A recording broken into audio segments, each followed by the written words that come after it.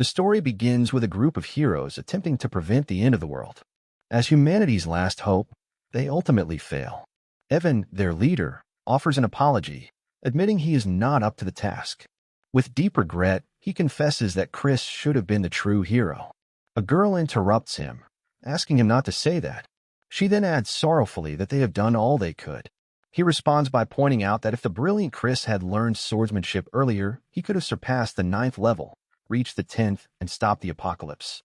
Chris, known as the Great Extra, is the protagonist of the story, and he earns this title thanks to his absurd ability to master anything at an incredible speed, regardless of the field. His story begins at the age of 20, a young man with dreams of success who has fled his broken family and lives in the slums. Around that time, humanity comes under attack from the Magic Empire, led by the Demon Emperor. A public call is made for assistance to join the heroes' party that will stand against the invasion. Chris sees this as a once-in-a-lifetime opportunity he cannot afford to miss. Without hesitation, he signs up, dreaming of the riches that will be his if they succeed. But unfortunately, they are defeated, and the forces of light fall to the Demon Emperor. The scene now returns to Chris and Evan, who wishes he could go back in time and choose Chris as the hero from the start. He, however, firmly rejects that idea, having no desire to relive such a bitter life. Besides, time travel isn't possible to begin with. The three share a final look at the world crumbling before them, and at that moment, he realizes this truly is the end. As his body begins to fade, he mocks the idea of a second life, and idly wishes he had been born the son of a rich man, if such a new life were real. And then it happens. He wakes up in the body of a young noble within the Magic Empire. The family he belongs to hails from the Dark Mega bloodline, one of the 12 noble houses that support the Empire. Upon investigation, he discovers he has gone back 15 years in time. This means he is only 5 years before the Demon Emperor's invasion begins. Even though he believes he's seen it all in his previous life, he doesn't expect to look out his window and see demons gardening. What unsettles him most is that he recognizes the identity of the person whose body he now inhabits. His name is Christian Van Baron Kazar. He remembers hearing a friend mention that name before. He immediately understands that the Van indicates a lesser demonic bloodline. His friend had praised his sharp mind and explained that the Kazar family is a branch of the Baron household, part of the infamous Dark Mega line. He asks if that means the Kazar family is minor. She replies no, and clarifies that even as a branch family, they are still considered part of the Dark Mega line. And given their wealth, there isn't a single demon in the Empire unfamiliar with the name Kazar. She goes on to say that the Kazar family has 2 heirs. The elder son, Chris, is a complete scoundrel in every sense, a disgrace of a young man who does nothing but cause trouble, to the point his family has lost all hope in him. But that is in the past, she adds, prompting Chris to ask if she means he has changed. Her answer is blunt. He has been killed by his own family. The scene returns to the present, where he is horrified by the fate of the man whose life he now leads. He slams his fist against the wall, overwhelmed by the irony of having wished to be the son of a rich man. He begins to wonder why he has been brought back to life, and why in this specific place. And above all, why he has to end up in the body of a wretch who has only moments left to live. He sinks into despair, trying to calm himself so he can find a way out of this impossible situation. Time passes, and it has now been 3 days since he regained consciousness in the body of the young man who shares his name, the same one who is supposed to be killed 2 years from now. He considers the possibility that the family might have executed him for being a scoundrel who committed terrible acts. So perhaps behaving properly could help him avoid such a fate. Now that he is the son of a wealthy man, he believes he might finally live the life he has always dreamed of. But just then, something critical crosses his mind. Something he has forgotten. And that realization crushes any hope of fulfilling that dream. The matter is Ragnarok, or the end of the world. He remembers that the Demon Emperor's motive for starting the war is to activate Ragnarok by offering humans as sacrifices. Because he had failed to uncover this purpose in his previous life, both the forces of light and the Magic Empire were utterly destroyed. Now he knows that his survival depends on preventing that destruction. Although the Demon Emperor himself is an enormous threat, the greater danger lies in the vast number of demons loyal to him within the Magic Empire. If he is to win, he must surpass the Demon Emperor. And the only way to do that is to become the new demon emperor and rise to the top of the magic empire. At present, he still has 5 years before the invasion begins. He wonders if he should take the chance. After all, if he does nothing, death is inevitable. Besides, if he succeeds, he won't just own a mansion, he will rule the entire empire. Later on, he finds himself in his father's office. The moment his father sees him, his anger flares. He yells at him, reminding him that he was told to stay in his room and reflect on his actions. But instead, he has the nerve to show up without shame after the disaster he caused. His fury grows as he threatens to behead him if he behaves so foolishly again. Under the heavy pressure from his father, Count Khazar, he responds that he came to apologize for all his past mistakes. His goal is to erase his old image as a disgrace, so he can carry out his plan. Count Khazar is taken aback by his words, and Chris repeats his apology, assuring him that his behavior will not be repeated. But the Count remains unconvinced, insisting that such a sudden change is unbelievable given all the damage he has caused. He is disheartened, unable to figure out which of the many disasters is bothering his father most. He reminds him that 3 days ago he mentioned losing part of his memory, and in trying to recall his past, he realizes how awful he had been, which is why his regret is genuine this time. Still uneasy, Count Khazar says he has heard similar words too many times before. Chris insists that this time is different, admitting that an apology alone won't fix anything, and he asks to be sent to the punishment wing for a full month to reflect and prove his sincerity. The punishment wing is a prison for high-ranking demons who commit serious crimes. It is a place untouched by light, where all 5 senses are sealed. Even a few days there are enough to break anyone, but he sees it as the perfect place to disappear from sight. Count Khazar asks if he's sure, warning him that someone like him won't last even half a day. Chris responds that he knows how harsh the place is, but sees it as necessary to prove how serious he is. Khazar asks if he knows how many times he's made similar promises only to let them down again. Even so, he agrees to give him one last chance to see what will happen. But he makes it clear that if he fails to show real change by the end of the month, he will be expelled from the family for good. Chris is fully aware of what that means. Without his family's protection, many would jump at the chance to kill him, and they won't hesitate. Even so, he responds immediately and confidently, telling his father that he agrees. However, he adds a condition. If he proves he has truly changed, there will be something he will ask of him. His father is irritated by his confident tone, remarking that he sounds as if he's certain he'll return unharmed. Still, he agrees to grant his request. If he keeps his word, he then leaves the office, convinced that he will never last. Sometime later, he sits in his room, holding something that looks like a gem in his hand. Cox, the family's servant, enters and informs him that the punishment wing is ready for his arrival. Chris places the gem on the table and leaves with him. On the way, he hears the servants whispering about him. They can't believe the family's disgrace is willingly heading to the punishment wing. They wonder what new scheme he's planning this time. Chris is drawn to their mention of a recent incident in which he insulted the young lady from the toxic mega family, an event that forced Count Khazar to personally apologize, despite the rivalry between the two families.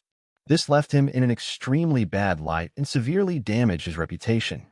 One servant sighs, wondering when that disgrace will finally grow up, and another replies that such a thing is utterly impossible. They then speculate on how long he'll last in the punishment wing. One says 2 days at most. Another argues he won't even make it through a single day. They continue on until they reach the punishment wing, where 2 intimidating guards stand at the entrance. Chris glances at one of them with curiosity, thinking to himself that employing Death Knights as guards is typical in the Magic Empire. Still, he doesn't care as long as they're not coming in with him. So he keeps walking. Just before he enters, a voice calls out to him, "Brother." He turns to see a young boy standing behind him. He feels like he's seen him before. It's his younger brother, Thurn, known as the model student. Chris is caught off guard when Thurn suddenly draws a sword on him. Despite a surge of inner fear, he composes himself and calmly asks what he wants.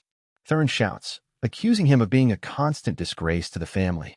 He adds that, though he doesn't know what he's planning this time, if he shames the family again, he will kill him. At that moment, Chris realizes that the body's original owner was indeed killed by him, and he remembers meeting him during the invasion, where he had become a well-known demon skilled in curse magic. He notes that Thurn looks quite innocent at this age and figures he must have trained hard.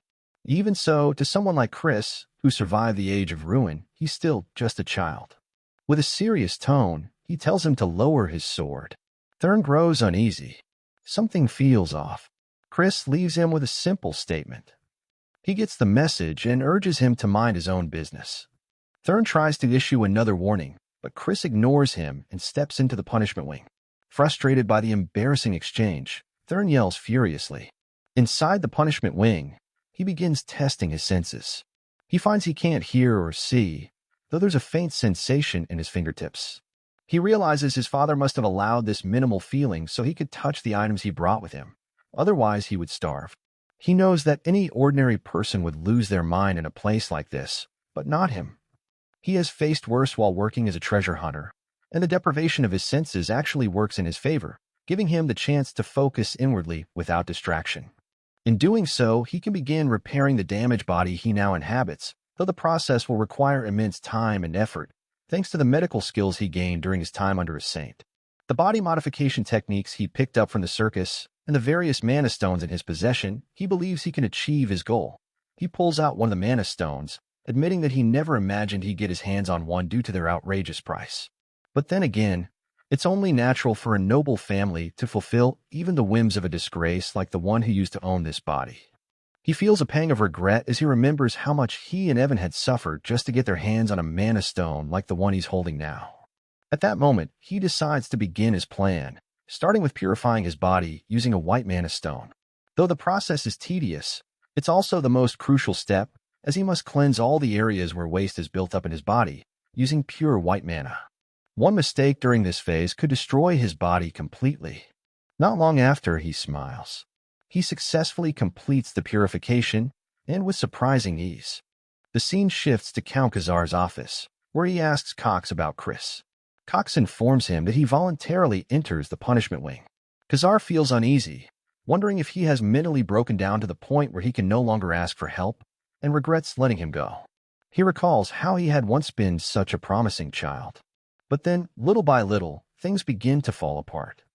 He wonders if pride in his talents has been his undoing. Still, he doesn't dwell on the thought long, telling himself it would be better for him to end up crippled, or even dead, than to keep living the way he was. But then, the determined look he saw on his face resurfaces in his memory, stirring something in him. Even so, as he reflects on all the times he has been deceived, he concludes this time is likely no different. He asks Cox if anything strange happened when Chris entered the punishment wing. Noticing his hesitation, he urges him to speak honestly without hiding anything. Cox explains that Chris has taken a collection of mana stones with him, including a hallucination stone known to cause delusions. Given their uncertainty about the potential side effects, Cox suggests opening the punishment wing to check on him. Khazar's expression shifts to anger, and he insists that even if Chris is dying, the door will not be opened. Time passes, and after a month, Khazar stands before the punishment wing's entrance. He imagines what state Chris must be in. If he's even alive, he must be a wreck. But what he sees takes him by surprise. Chris emerges in excellent condition, showing no signs of suffering. He asks him why he's so surprised, and reminds him that he promised to change, and he kept his word. Khazar is visibly moved as he notices a look in his eyes he hasn't seen since he was a child. Composing himself, he states plainly that it's clear he has survived. Chris laughs, asking if that was meant as a compliment. Khazar snaps at him not to get cocky just for doing something so basic. Chris agrees, though he's quietly frustrated by his father's harshness. Even so, he feels satisfied, not just for surviving, but for achieving so much over the month. He has managed to reshape his body into one perfectly suited for swordsmanship, and thanks to the white mana stone, he feels vitality coursing through every cell. As for the hallucination stone, it turns out to be a stroke of genius. Though Cox scolds him for using what is essentially a classified narcotic, it helps him drastically shorten the time needed for his full transformation. He also succeeds in creating 2 cores, making him a first-level light mage. He even conceals the light core within a dark core to avoid detection. Discovery would be disastrous. He tells his father that since he kept his promise, he has a request. When Khazar asks what it is, Chris requests permission to use the Black Forest Knights training grounds. Khazar grows visibly irritated upon hearing the request, telling him that place is not meant for someone like him. It's one of the three main facilities that support the Dark Mega family, and only elite knights are allowed to use it to hone and showcase their skills. Chris clarifies that he's not asking for more than access to the grounds, and believes witnessing the courage of the Black Forest Knights will be a great source of inspiration. His father considers his words for a moment, then agrees, but warns him not to show weakness in front of the Black Forest Knights. As Khazar turns to leave, Chris stops him, saying he has one more request. Time passes, and the scene shifts to the Black Forest Knights' training grounds. Three knights appear, looking curiously at a certain individual. That individual is revealed to be Chris, preparing to begin his training.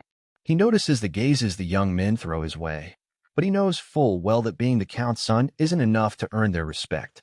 Strength matters more than status in the Magic Empire. He has another reason for coming to the Black Forest Knights' headquarters besides using the training grounds. That reason is the library, his second request to his father. However, his father makes it conditional upon obtaining a recommendation letter from Vice Commander Melon before granting him a key. The library is where the Khazar family stores their black magic tomes, and access to it is of great importance to him. When he protests, arguing that he has the right to enter as a family member, his father reminds him of the last time he was caught trying to steal the most valuable books to sell on the black market. That's when Chris realizes the body's previous owner was truly a scoundrel. Still, he doesn't take offense, as he already has a solid plan to earn Vice Commander Melon's recognition quickly. At that moment, his brother Thurn suddenly appears before him, surrounded by a group of young men, telling him this place isn't meant for a pest like him. Chris is annoyed by Thurn confronting him again, and decides to ignore him. But then he pauses, smiling, as an idea comes to mind. His appearance couldn't have been more timely. Thurn approaches him with a sharp tone, telling him to leave unless he intends to die after barely surviving the punishment wing by sheer luck. Chris responds calmly, asking if he is ready to take responsibility for those words, then surprises him by stating that it's their father who gave him permission. Just then, someone steps in, acknowledging the Count's decision with respect. That person turns out to be none other than Melon, the Vice Commander. Chris immediately senses that she's releasing magical pressure on him, at least 4th tier, but he's used to that kind of threat. He bows to greet her. She is caught off guard when she notices that he's withstanding her pressure without showing signs of pain. Chris tells her that if that's the impression she has of him, then he'll prove he's worthy of using the training grounds. She asks how he intends to do that, and he points toward Thurn and his group, suggesting a duel with one of them. She assumes he's joking, but he assures her he's completely serious, explaining that he has one condition. The duel must be fought with fists only, no magic involved, due to his weakened energy pathways from a life of excess. She becomes uneasy. She can't allow him to enter a fight that might injure him, especially since, at the end of the day, he's the Count's son. She asks if he truly believes he has a chance simply because it's hand-to-hand combat. He replies that the only way to know is to test it, then wonders aloud who the ideal opponent might be. He points to him, saying he'd make a fitting choice. Thurn takes offense, assuming he is mocking him. She steps in and tells Chris to choose someone else, since Thurn is already at the 2nd level. Chris is surprised to hear that, as reaching that level isn't easy, not even for those over 30. Still, he isn't worried. After all, he's no ordinary scoundrel. He tells her that if he really wants to prove himself, he needs to face someone stronger, making Thurn the ideal opponent. He then smiles and turns to him, asking if he's afraid. Thurn becomes even more enraged and agrees to the duel. The spectators gather to see what will happen, all cheering for Thurn, shouting at him to crush that disgrace. Chris sarcastically asks her how they'll determine the winner. Fed up with his arrogance, she declares that the winner will be whoever renders their opponent completely immobile, secretly hoping Thurn will break his leg. Chris starts provoking him, saying that if those are the rules, he'll beat him until he can't move. Thurn is livid and vows to silence him for good, but suddenly Chris lunges and delivers a solid punch straight to his face. Thurn is caught off guard by what just happened, while Chris laughs and says the fight has already begun. Thurn grows even more furious and rushes to attack, but Chris dodges with ease, thinking to himself that this almost feels like cheating. After all, as a mage, he hasn't even reached the 1st level. If this were a magic battle, he wouldn't stand a chance. But in a hand-to-hand fight, he has the upper hand, thanks to his vast combat experience from countless battles. Not to mention the level of light energy he achieved during his time in the punishment wing, which, by their standards, equates to the third tier. The young onlookers are stunned by what they're witnessing. No one imagined he could gain the upper hand over Thurn so easily. Chris keeps taunting him, asking if he's about to cry. Enraged, Thurn demands to know what trick he used. Chris, secretly delighted by his state, replies that he doesn't know what he's talking about, and maybe the real issue is just how weak he is. He then continues mocking him even more harshly. Thurn finally snaps and begins channeling his magic. He lunges at him, screaming that he'll kill him. As usual, Chris dodges without breaking a sweat. Thurn launches another faster attack, but it still doesn't land. Not only that, but Chris even blocks it with his bare hand. Thurn is stunned when he realizes Chris is using magical power. Before he can process what is happening, Chris slams a powerful punch into him, sending him flying. Thurn crashes to the ground, unconscious from the blow.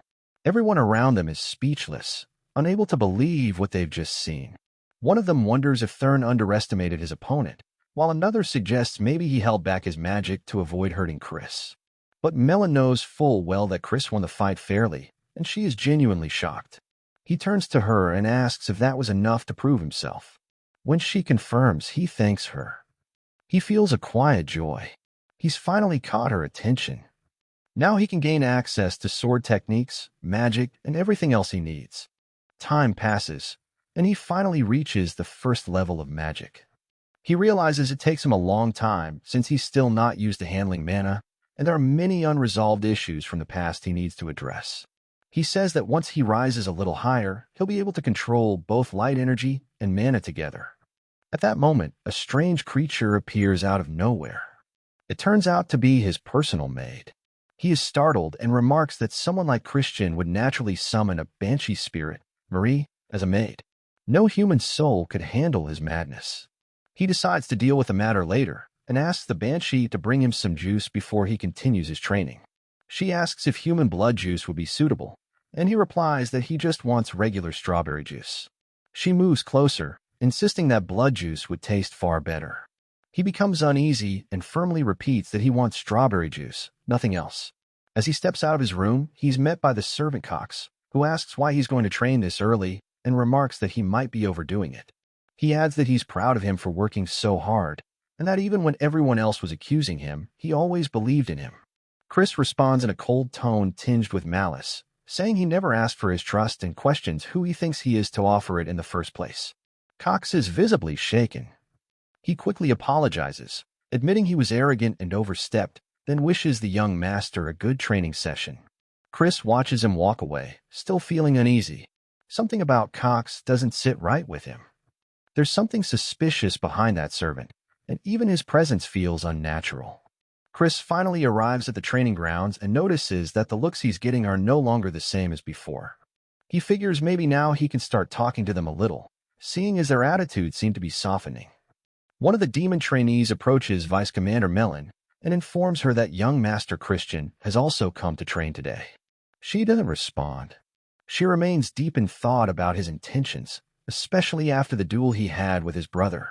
Thurn, his precision in targeting weak points, his use of mana despite his excellent movements, and ultimately his victory in that match, all suggested he could read the battlefield with absolute clarity. If her suspicions are correct, Christian might even be more talented than Lord Eskid de Baron, the heir of the main family. But she quickly rejects that idea, convincing herself that Chris is nothing more than a degenerate scoundrel, with mana damage beyond repair by his corrupt lifestyle, and that this gap cannot be closed now. At that moment, she hears a commotion from outside, steps out of her tent, and asks what's going on, only to find the trainees all gathered in one spot. One of them tells her there's a simple duel taking place between young Master Christian and one of the trainees. She's shocked to hear the name Canon, since he's a first-star demon, which implies that Christian has reached the same level. Chris says he had hoped to test the skills of the so-called Great Black Swamp Knights, but finds them far below the reputation they're supposed to have. He asks if anyone is brave enough to fight him, then he provokes them further, saying they're clearly just a bunch of cowardly knights afraid to face real combat. One trainee can no longer stand the insult and steps forward, declaring he'll put an end to this. Chris laughs and tells him to come at him. Everything is going exactly as he planned, and they're all taking the bait without realizing it. They're now willingly teaching him the secret techniques of the knights. He had no other choice but to steal them this way. Chris focuses on the sword grip, the fluid footwork, and recognizes the style immediately. Mudblade, a technique he'd heard of before, and now feels confident he could imitate. And just like that, he defeats another knight, leaving everyone stunned. No one can believe the same scoundrel once labeled as weak has returned with this level of strength. He has reached the first star, even though his dark core was rumored to be broken. He addresses them, saying he's disappointed. He'd had high expectations of the knights. He then turns to Melon, telling her she's also responsible for their poor skills and low standards. The trainees are stunned by his boldness in speaking to the vice commander that way, as if digging his own grave.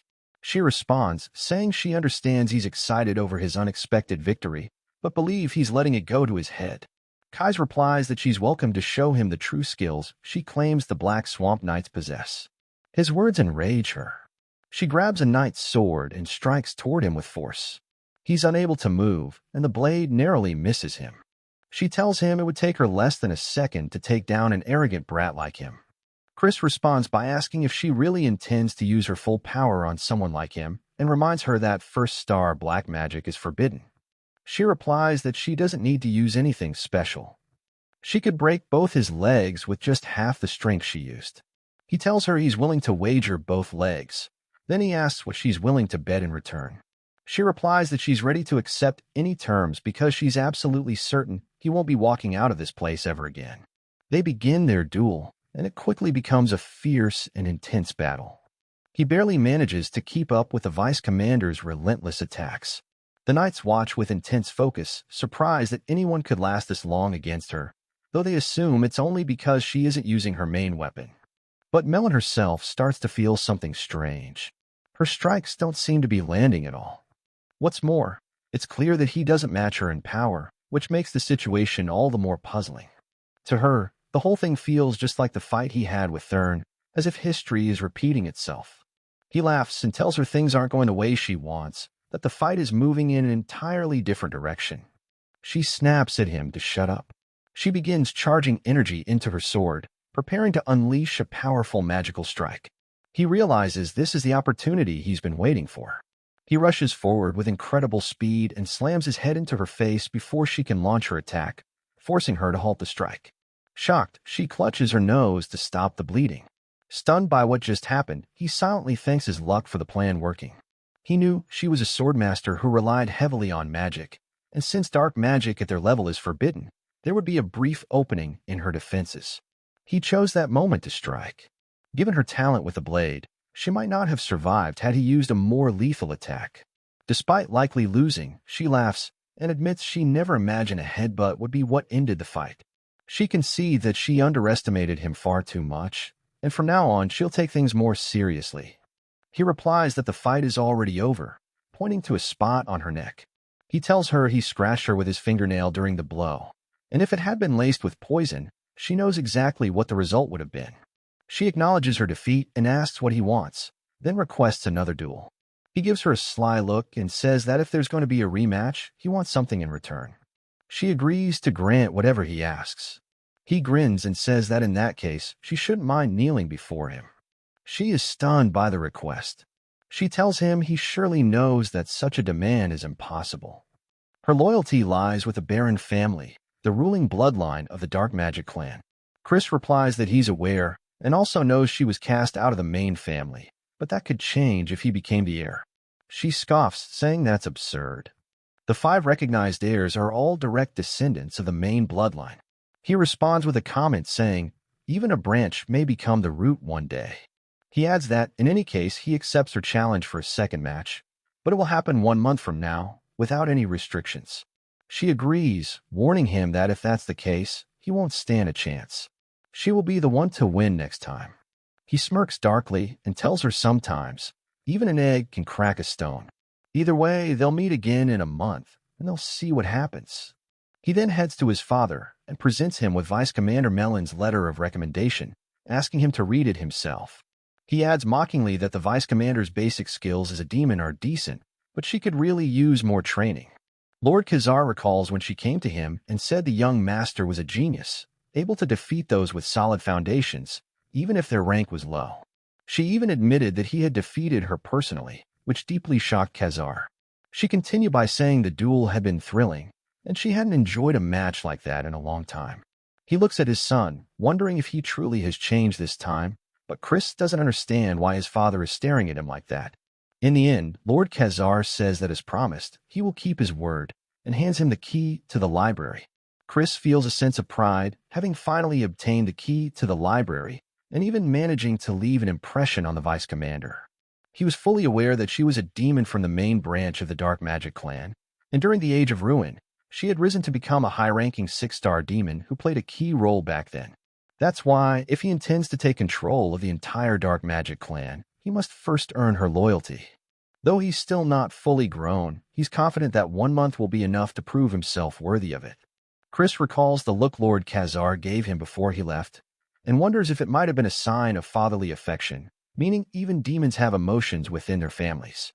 He considers that maybe he can become a better father than the one he had in his past life, and decides he will make Lord Khazar proud. Chris enters the library to find it vast, filled with books on blood magic, summoning, and curse magic. He knew these books were strictly forbidden in the Land of Light. Just as he reaches for one, Banshee suddenly appears from between the shelves, startling him into jumping back in fright. He asks what she's doing here. She replies that this is her natural domain. She is, in fact, the library's keeper. This completely shocks him. She then asks if he came here just to spend time with her. This annoys him deeply. He has no idea how to deal with someone like her, especially since he's certain she won't leave him alone. Banshee informs him that the book he has picked is ranked 4 stars and falls under dark magic. Its title is Binding Seal. She adds that he probably won't understand much of it yet. He insists he's a genius and claims it won't take him long to grasp its contents. She remarks that not only is the young master handsome, but he's also a genius. Her expression carries something strange that he can't quite read. She then asks if there's a specific reason he chose that book. He nods and says he needs to catch a rat. By rat, he means one of 2 people, either his brother Thurn, whom he considers utterly useless and the person he hates most in the family, or Cox, the head servant, an oddly suspicious figure who has free access to the discipline wing despite not being a family member. Given that demons prioritize strength over status, it makes no sense for someone like Cox to try so hard to please Chris and stay close to him. This shady man might be something entirely different from what he appears to be. Chris still knows very little about Cox, but placing the hallucination stone in the discipline wing was clearly an act meant to destroy him. Because of that, he decides to pretend he's regressed to act like he's gone back to being the same foolish and impulsive person he used to be. The one who shows excitement or satisfaction at this change will surely be the true culprit. During training, he starts faking exhaustion from running. He pants loudly and waves off the drills, complaining that he's tired of all this nonsense. He mutters that he doesn't feel like training anymore. The other trainees are confused, exchanging glances and wondering what's gotten into him all of a sudden. Later, at dinner, he takes his plate of food, throws it on the floor, and yells at the maid. He scolds her harshly for not preparing a proper meal. With an arrogant sneer, he orders her out of his sight and demands that she return with something better. The scene erupts into tension, and Lord Khazar watches with burning fury.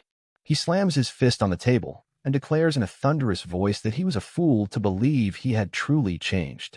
Now he sees clearly the boy has simply returned to his disgraceful self. Chris feels a strange twinge of guilt he can't explain, but he knows he can't let that stop him. It's something he must endure, all for the sake of the Khazar family.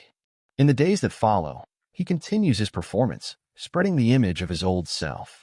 He mistreats the servants, throws tantrums, and spends money recklessly. Banshee, always hovering around, asks if he's truly returned to his old habits. She tells him gently that even if he has, she will remain by his side no matter what. He replies coldly that, as he said before, he intends to catch a rat. At that moment, he activates a magic skill. Glowing marks flicker briefly around his fingers, and Banshee gasps in astonishment. She stares at him wide-eyed, asking if he's already mastered the binding seal technique. He responds with confident ease, stating that he's a genius. Not only has he mastered it, but he has also modified the spell so that even lower-ranked demons can use it. He hasn't been wasting time. He's been learning other magical techniques during his spare hours as well. Her expression softens into admiration. She murmurs that he truly is a genius. But their conversation is cut short when Thurn storms into the room. Chris quickly changes his demeanor and spaces out, pretending not to have heard the door open. Thurn shouts at him, asking if he's gone back to his old disgraceful habits. He says he really believed he had changed, that he'd abandoned his reckless, spoiled ways. Chris smiles faintly.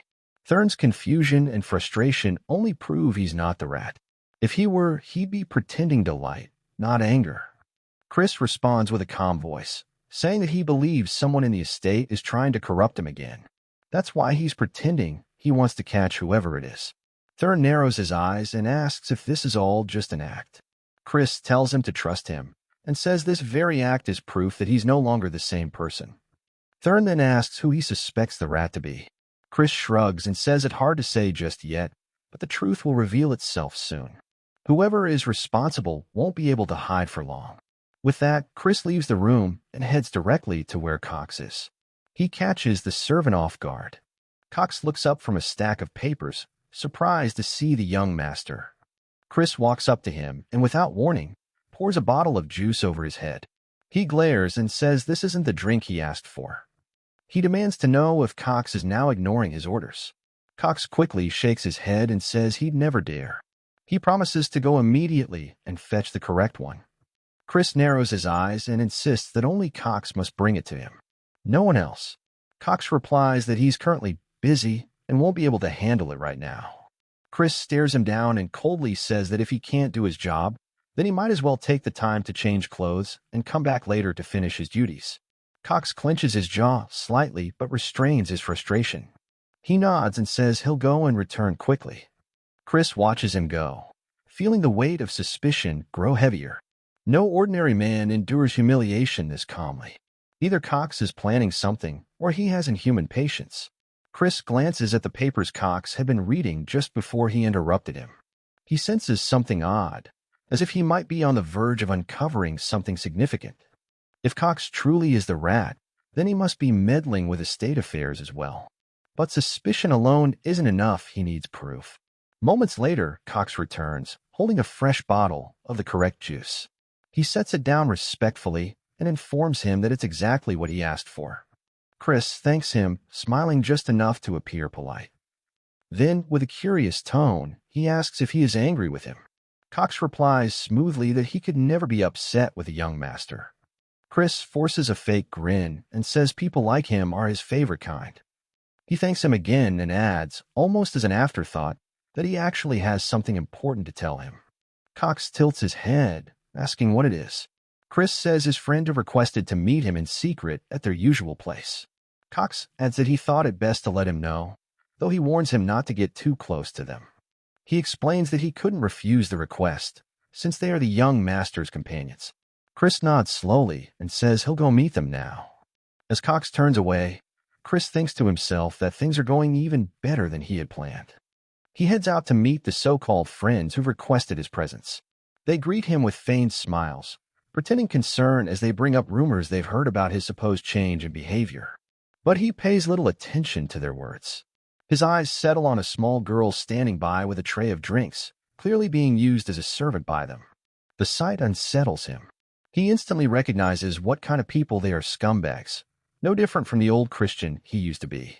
He takes a cup and raises it to his lips, but just before taking a sip, he catches a strange scent, faint but familiar. He abruptly smashes the cup into the man's face, shattering glass and splashing the drink across his skin. The man reels back in shock, holding his face, confused and frightened. He knows instantly that the drink was tampered with. The man's reaction leaves no room for doubt. Chris uses his magic to lull the little girl to sleep and lays her gently on a nearby bench. He doesn't want her to witness what he's about to do. Turning to the two men, he studies their now trembling expressions. Their masks are off. He can see their fear clearly. He begins slamming their heads against the table again and again, with such force they can barely breathe. He tells them to relax, letting them think for a moment that maybe nothing worse will happen if they just cooperate. Suddenly, Chris pulls a dagger from his pocket and raises it before their eyes. He binds them with rope and begins beating them with brutal efficiency. Their resolve crumbles quickly. They start sobbing and begging for mercy, promising to confess everything. They explain that someone ordered them to lure him out, drug his drink, and then kill the little girl to frame him for the crime. They had been blackmailed using the drugs they smuggled in secret and were forced into this mess under threat of exposure. He leans in and asks who gave the order. At first, they hesitate, but then his eyes grow colder. He makes it clear that silence will earn them nothing but death. Terrified, they blurt out the same name, Cox. Chris demands that they swear it, and they do twice, repeating the name without hesitation. Satisfied, he begins inscribing a magical seal into the air, binding them with an oath that forces their obedience from that moment forward. Meanwhile, in another part of the estate, Cox bursts into Lord Khazar's chamber. He claims that a disaster has occurred and insists Lord Khazar must hear it immediately. Lord Khazar listens grimly as Cox delivers his report that the young master, Christian, in a drunken state, murdered his maid and threw her body into the river. Cox adds that the situation is dire, that it could damage the family's name and cannot be ignored. Shaken by the claim, Lord Khazar orders him to bring Christ before the demon court, declaring that he will personally oversee the trial. The court convenes quickly, and Chris is brought before the judges. He stands confidently and declares that he's innocent, that none of what has been said about him is true. Lord Khazar demands to know if he is lying, pointing out that there are witnesses. He calmly replies that the event didn't happen to begin with, so the idea of witnesses is absurd. Just then, the courtroom doors swing open, and the little maid walks in. The room is stunned into silence. Chris gestures toward her and asks if this is the girl they claim to be dead. She confirms that she is indeed alive and explains that he had escorted her home after she fainted, even giving her money to pay her rent. She then turns and points directly at the two friends, stating that they are the ones who spiked the drink. The two men freeze, realizing too late that they've been outplayed. Chris activates the oath spell placed on them earlier. The moment the binding activates, they're forced to speak. Their mouths open against their will, and they confess everything. They admit that all the accusations were false, that they were paid by Cox to carry out the plan and frame Christ for the murder. Cox leaps to his feet, shouting in protest. He calls it a setup, a complete fabrication. He insists this isn't justice and accuses him of manipulating the court. His voice rises as he turns on Chris, demanding that he stop playing games. Chris, however, does not even spare him a glance. Instead, he turns to Lord Khazar and states that, as the victim, he has a request to make. Lord Khazar raises an eyebrow and asks what it is. Chris responds that he wishes to interrogate the accused Cox himself, without interference. Though taken aback by the unusual request, Lord Khazar agrees, warning him that if he misuses this authority, it will be stripped from him. Chris nods and steps up to the judge's platform. He stands tall and speaks with authority. He announces that, in the name of the Grand Judgment of the Magic Empire, in the name of the Demon King, and as a representative of Count Khazar of the Dark Magic Clan, he now begins the interrogation of the accused.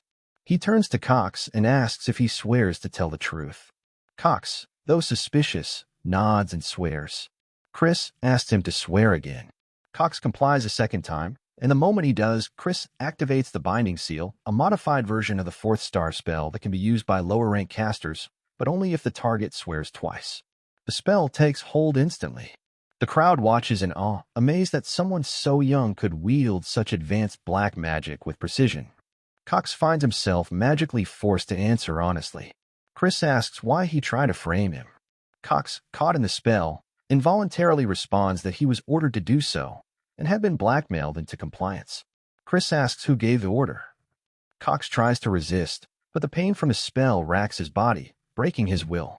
At last, he confesses that it was Lord Ashe who gave the command. Gasps fill the chamber. Lord Eskid de Baron, second son of the Dark Magic Clan's main family, was behind the attempt to destroy Chris. Cox begins to panic. He knows he will be killed for this betrayal and says he must flee immediately. But before he can make a move, Chris draws his sword and slashes his neck in one clean, swift motion. Cox crumples, lifeless, to the courtroom floor. Everyone in the room is left stunned by the sudden turn of events. Chris stands over the body, calm and composed, and declares that, on behalf of Count Khazar and based on the proven charge against Cox, he has carried out the proper sentence. He turns to his father, expression calm, and states that he has carried out the sentencing of the criminal, acting under the Count's authority. The Count Khazar doesn't reply immediately. His voice comes only after a short silence, and he asks why he made such a decision. Chris answers without hesitation. If they had kept Cox alive, the main family would have found a way to manipulate the evidence and cover up the entire incident. He doesn't want to give them the opportunity. It needs to be remembered unmistakably, undeniably. The best way to do that is through a clean and irreversible act like this. Let them all see. Within the courtroom, Thurn and Mellon are also present. They've witnessed everything: the trial, the magical confession, the killing of Cox. Chris glances at them, smiling as he repeats to himself that he was framed by Eskid. His expression doesn't carry bitterness, it carries satisfaction. He struck first. The Count Khazar is out of words.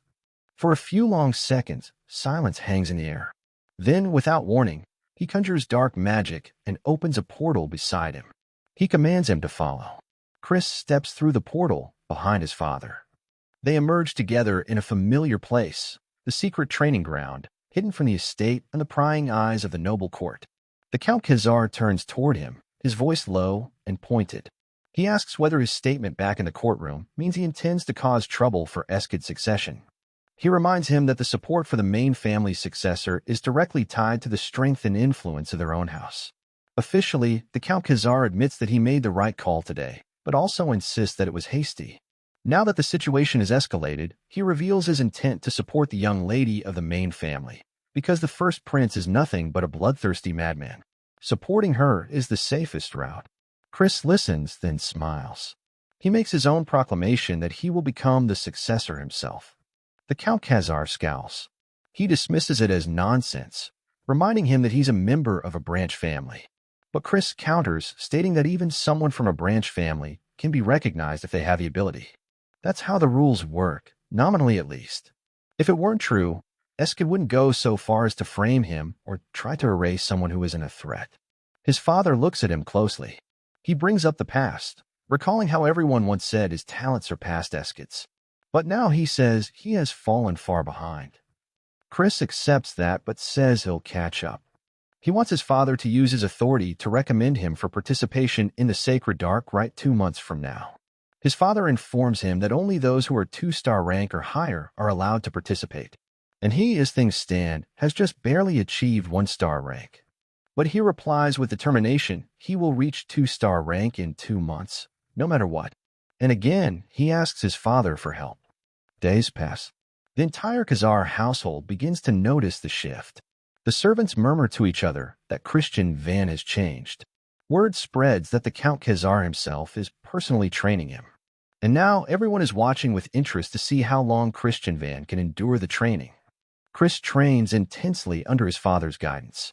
He practices the mud sword technique, a style focused on control. He blends it with the black side's swordsmanship, slashing fluidly, executing clean motions. After one sequence, he asks if he did it correctly. His father doesn't respond immediately. Count Khazar is speechless. He can't believe Chris grasped the black side's swordsmanship in one go even with guidance. That level of instinct and understanding is shocking. Chris then asks if the movements should be separated, or if there's a more efficient form. He demonstrates another move, charging toward a human-shaped mushroom, his practice target. With crisp execution, he performs a strike that merges both techniques into one motion. Count Khazar watches silently. The mushroom limbs are known for their durability. They should easily resist the mudsword. Yet they don't. The Count Khazar mutters under his breath, asking how it's possible. Chris answers without hesitation it's a technique of the midsword style, a sword form that carries only the blade aspect of the black sickle sword. The Count knows what that means. That technique shouldn't be usable at this rank. He calms his reaction, concealing his awe. He admits aloud that it's powerful, but he warns that using dual techniques will make it difficult to balance curse magic. But Chris brushes that off. For him, it's super easy. The Count doesn't show it, but he is stunned again. His son, once a reckless good-for-nothing, now displays a frightening level of adaptability. 2 weeks pass. Chris is drenched in sweat, gasping after a long run.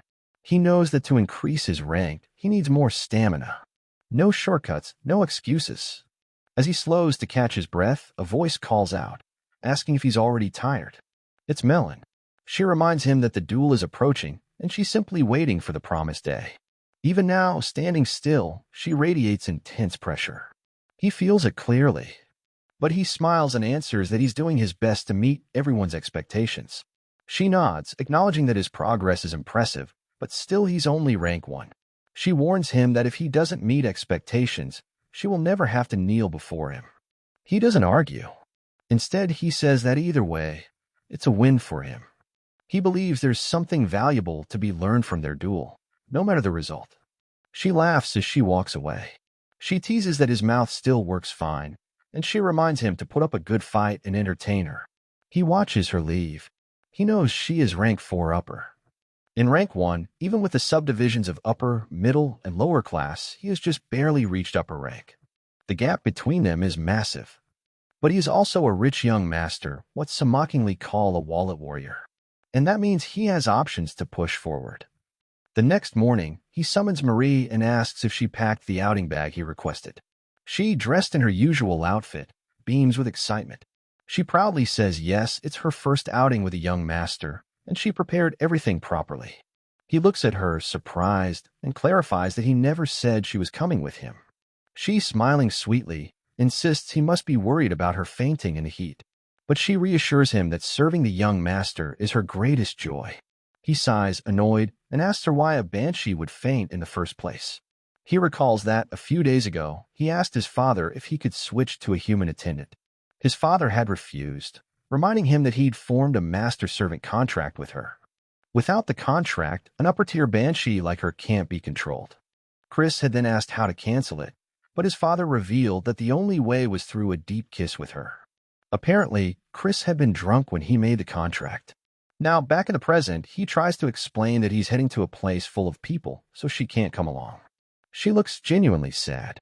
She says she's lived in the mansion for decades and was really looking forward to this.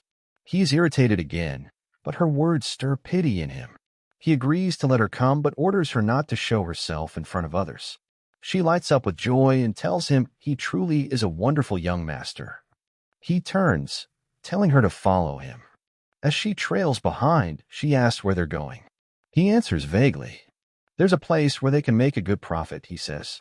She, confused, reminds him that he's already rich. He replies irritably that he knows. She asks if he's aiming for land or gold instead of money.